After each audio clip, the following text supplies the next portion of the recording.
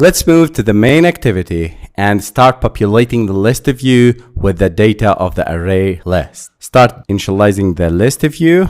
Alt plus enter to import the package and of the widgets and the list view class. List view, find view by ID, r.id.listView. So the first step in creating the list views is to create the adapter view, which is a list view, and we define it here. The second step is the data source. And in this case, and in this app, it's array list of planet class. And I need to define it here. Array list of type planet, planets array list. Planets array list equal new array list. The array list is a dynamic data structure provided by Java Collections Framework, and it's used to store and manage collections of objects in a flexible and resizable array-like format. Unlike traditional arrays in Java, which have a fixed size, an array list can dynamically grow or shrink in size as elements are added or removed. So I created this array list that holds planet objects in a dynamic way so that this array list can automatically adjust its size to accommodate the number of planets it holds. So you don't need to specify the size of an array list up front. The ArrayList class provides a wide range of methods for adding, removing, searching, or modifying the elements.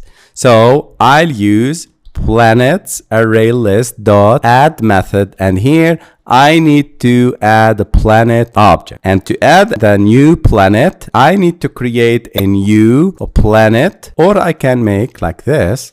I can create the planets here, planet objects, planet1 equal new planet object. And here I need to specify the planet name, the moon count, and the planet image. For the images of the planets, I prepared these 9 images. I'll copy them and paste them into the drawable folder. And the first planet is the Earth. The moon count is 1, and the imagery source is r.drawable.earth. When you create this planet object, I can add it to the planets array list using the add method. Add planet number 1, and here we go. That's it. I created this planet object and I'm adding it to the array list. Now let's create the other planets.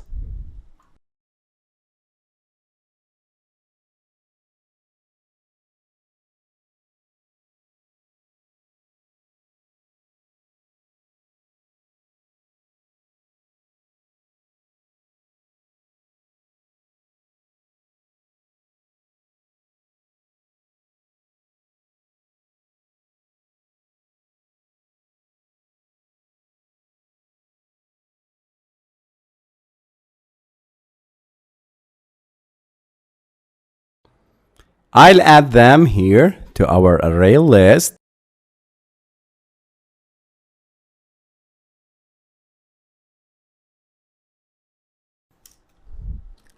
And the third step is the adapter.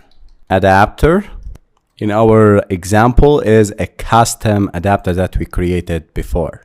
I'll create an object of this custom adapter, and I'll name it as adapter. Scroll down to initialize it. Adapter equal to new my custom adapter. And I need to pass 2 parameters, array list and the context.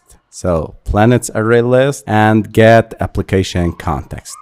So this get application context method is used to obtain the global application context.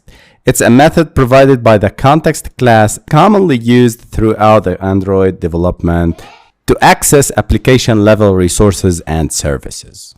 And then I need to add ListView.setAdapter and link it with our adapter. Let's run our application, save it, run, and here we go. This is our amazing application that displays planets with their images and moons.